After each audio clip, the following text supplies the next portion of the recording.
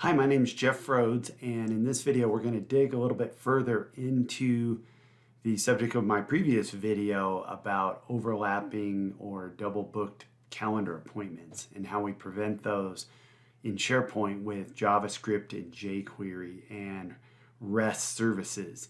And so we'll get to this one in a minute, but if you haven't seen the previous video, preventing overlapping calendar appointments with SharePoint Designer, jQuery, and REST services, I recommend that one first because that one got a little long already, just setting it all up. See, it was 33 minutes. So I didn't really have as much time to get into exactly how it all worked, and I thought this might be helpful. So the files and this whole example, this is one of the chapters, Preventing Double Booking of Calendar Events, in my upcoming book. Creating business applications with Office 365, techniques in SharePoint, Power Apps, Power BI, and more. So if you haven't picked that up or pre-ordered it, please do it. You can get it on Amazon and can see it's coming out December 2nd. So if you're seeing it after that, it should already be out, and you can get it wherever you like to buy books. So let's dig in a little bit. Let me go back here and just review it. So I won't set it all up. That's in the previous video. But the gist of it is that we have some JavaScript files that we use SharePoint Designer to add it in to both the edit and the new forms. So if we go to those forms and say edit. So I've got another one, another appointment from 1 to 2. And if I try to put, say, this one to 1:30 so that it overlaps, then if we hit save, then we get this. This conflicts with an existing event, and it won't even allow me to save it.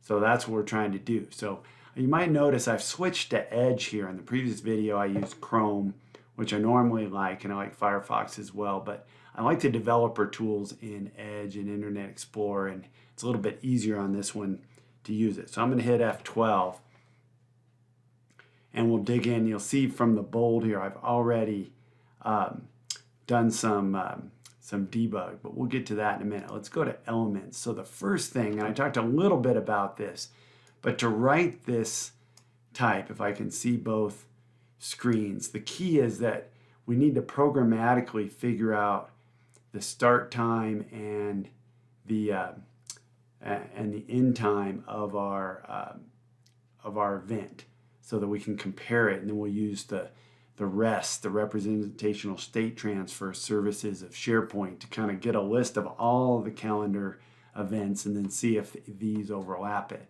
And by the way, one thing that's interesting, let's see if I can go into the URL here and go to the end. Can't really see it here. Well, we'll get to that a little bit later, but actually, I guess it's just this ID. There's not very many things in there. That's basically showing us the ID of the event. And so that's how we can go in and tell what event we're on. So we'll see that in a little bit. But let's jump in to how we read the thing. So that's where jQuery comes in, because we're going to actually use jQuery to find this object, and then the time as well. So the date and the time of the start, the date and the time of the end, and then compare that in. So it's where the developer tools come in. We can click in here and go look at the event. And we have to come in here. And what you want to do, I'm going to move this over a little bit, is it's kind of a game, like how can we find it? Like if you look at the ID here, it ends up being the special ID that goes with the individual event. So we're not going to know that in advance. So we can't really do much with the ID there. And notice it just says date, time, field, date, time, field, date. So that's not going to be unique either. So I played around with it a bit, and what I came up with is the title. So the title says start time required field. So that's basically the tooltip. See how when you roll in there. Okay. If we go then look at like the time, so we have kind of a similar kind of deal. It's got this, the name's not helping us, the ID's not helping us, and even that we can't really do. There's really nothing. It doesn't have a title, but we come back here and look at the label before that. See this start time required field hour. I can't really select it very well, but you can see that. So let's switch over to to what we did inside of JavaScript. So this is one of the kind of the main file we put in here. So let's kind of start from the top. We have some global variables we're going to use, in particular this current time zone offset, which we'll get to. And then we, on the dollar means jQuery, and then on this is the document.ready function. So the first thing we do is we grab the save button, and I'll go show that in a minute because we'll get to it, but we use some jQuery to go find that button, and we're going to grab the callback ID, which is that big long number I was talking about. And then we're going to say, okay, we're not going to do its normal click event. We're going to call our click event instead, called check for overlaps. And inside of there, that's where we're going to get what I'm talking about. And we'll watch this in the debugger later. But we're going to say, okay, find me an object where its title equals start time required field. And then our end date has the end time, same thing, end time required field.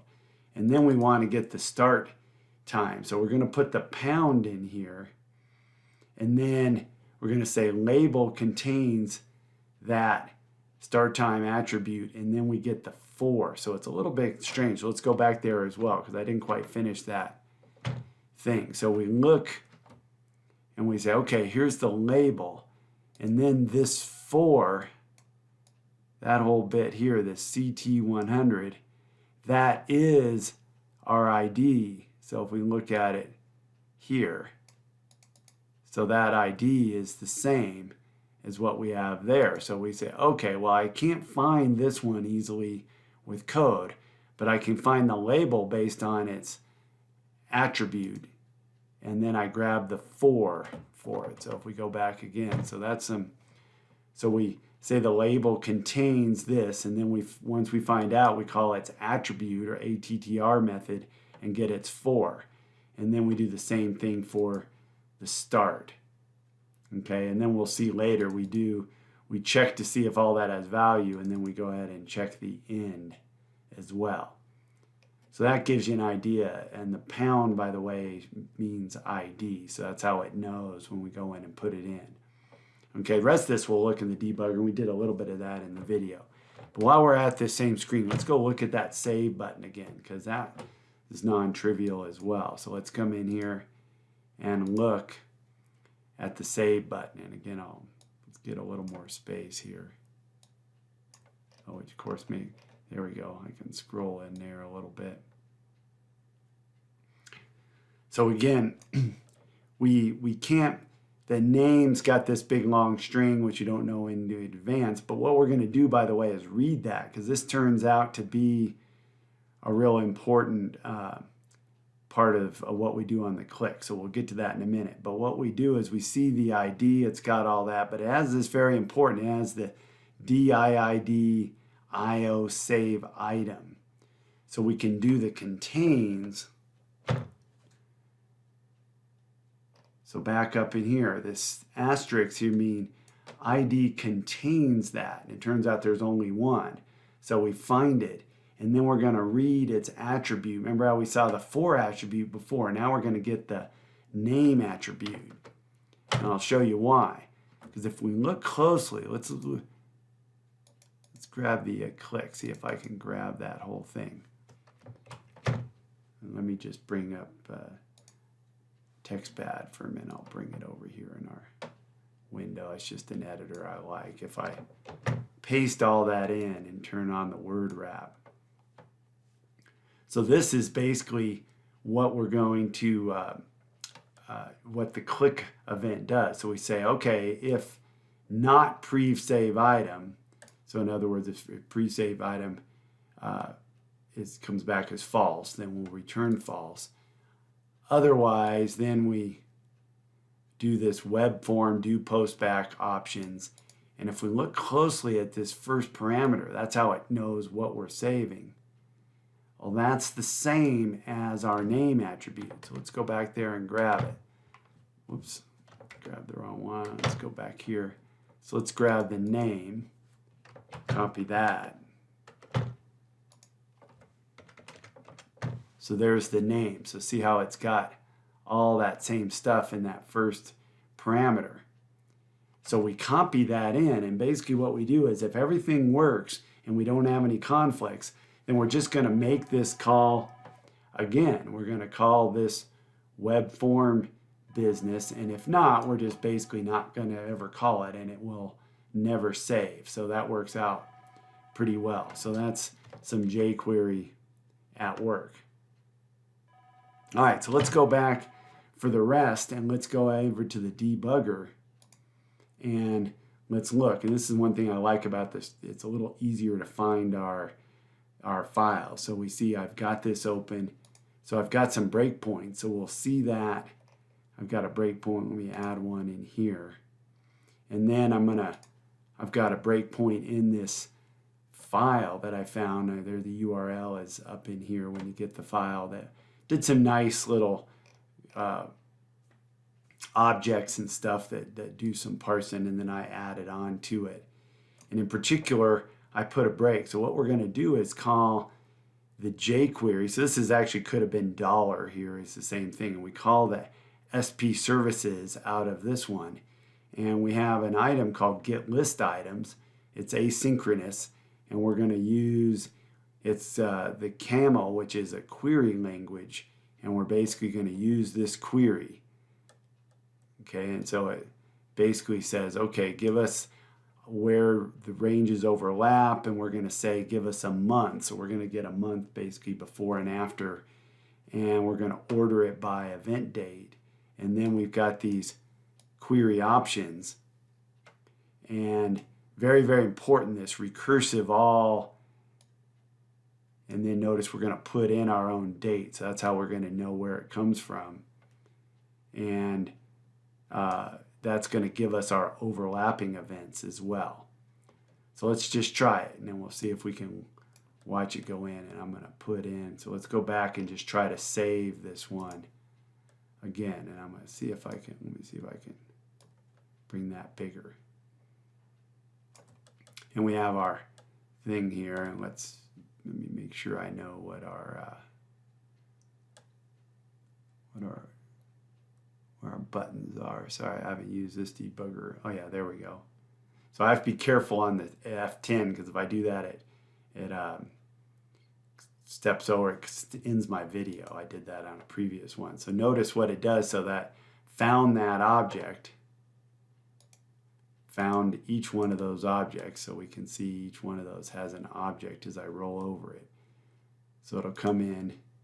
And then I'm going to call, now that I have the jQuery object, I can get its val function or value. So notice how I get my hands on the date. Let's go through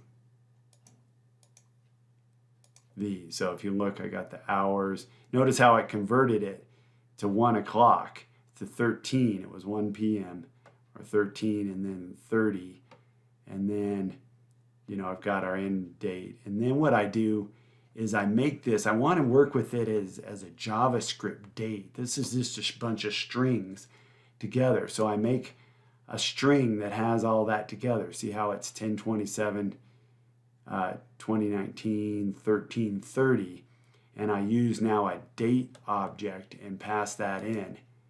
And I get and now it's JavaScript date. Notice how it puts the offset in there. We're going to use that later. So it's 6 hours different from Greenwich Mean Time.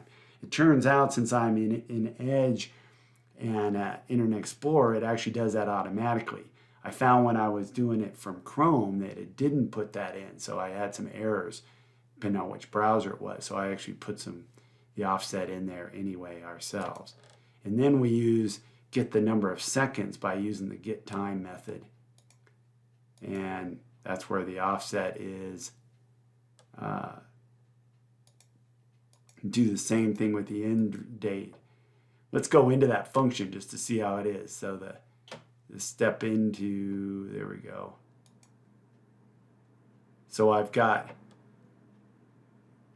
get the ID. Remember I showed you that 2 there? So let's go through it. Some regular expressions. and I get the 2. So we need that because when we get all the calendar appointments, since this is an edit, it's going to give us the one we were editing. And if we conflict with ourselves, we'll be in a never-ending loop where we can't ever edit our own event. So we store that. That's a global variable. And then we're going to call this get month events. And what it does is it's got the, you can kind of see the list, the date, and the callback. So the callbacks, this is asynchronous. So we got to tell them, what are we going to call when it succeeds? And so I think I have a breakpoint. No, I don't. So let's add one. So well, that's what's going to get called, and we basically pass it in this function. So if you haven't done the asynchronous thing, that's a very similar or very familiar kind of thing where you call it and then tell it what to do when you succeed. Yeah, I usually have a what to do if you fail as well.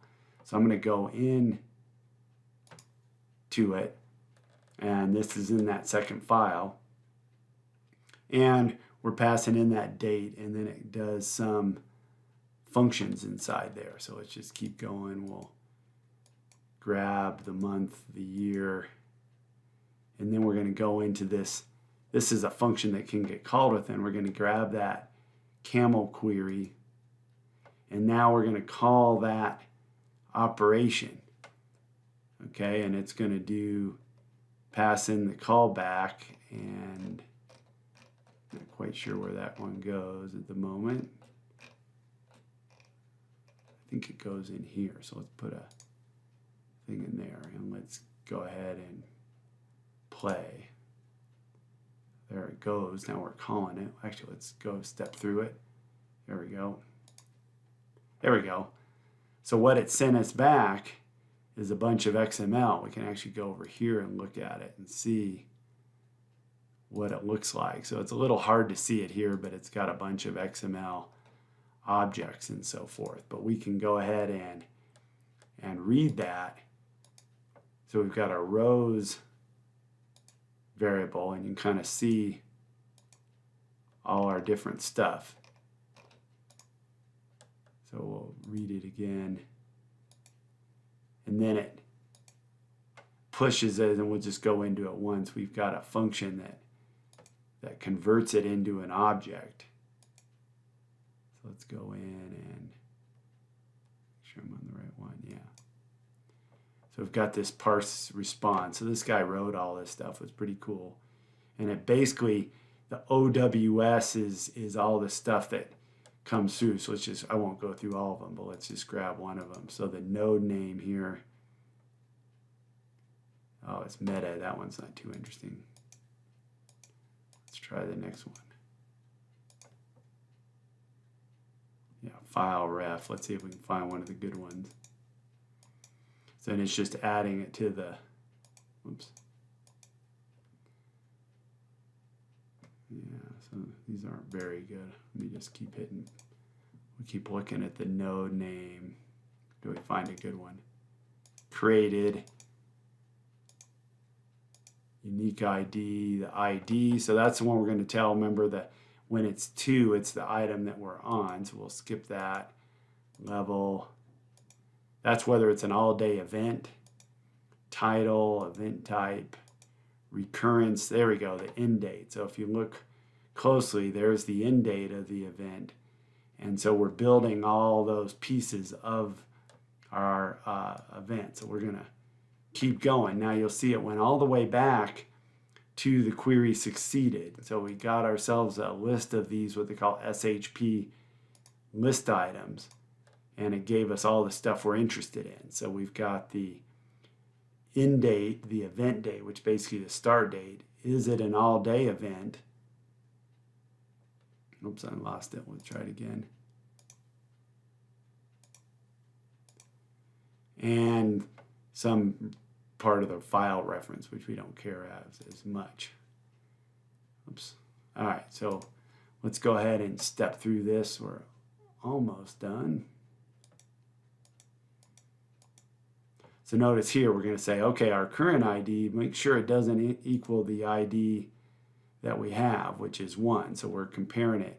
Notice how we do is we just have a get item function. So we use that over and over to get the column that we want out of it. So we were looking at ID, event date, and end date. It's basically all we're going to do. We don't really care what the title is. And so we'll get this, and we get it back as a string. Notice, remember how we did that before. So you kind of can guess what's going to happen. We're going to create it, put it back into a JavaScript date, put the get time to get the number of seconds or milliseconds, looks like my comment says, and then do the math on it to see if it overlaps at all.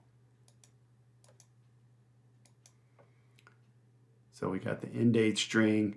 Notice, by the way, I put this T with the time zone offset. So that's how we make sure that it works fine. See how it's a special date format with the 1 o'clock, but we tell it it's 6 hours behind Greenwich Mean Time. And then we make it into a date and then an end date. So let's keep going. And then we do both of them as time. So we got the start time and the end time as seconds or milliseconds. And then we start doing our things. Is it earlier? So if you kind of think, we got to look, here's the event that we're trying to do. We got to see if this event, its end date is between them, or if its start date, start time is in between them. And if either one of those is true, then we have a conflict. We'll go through and we'll say that it's now false, but I say, okay, conflict is true. So if it is, we break. By the way, if it isn't, let's just go look, because I didn't cover that. We say save custom action. Remember that we got that web form do post back with options, and we use that callback ID and put the true and the false and so forth. All right, so let's do that. We break and we get the alert, which is, I think, over here. And then we keep going.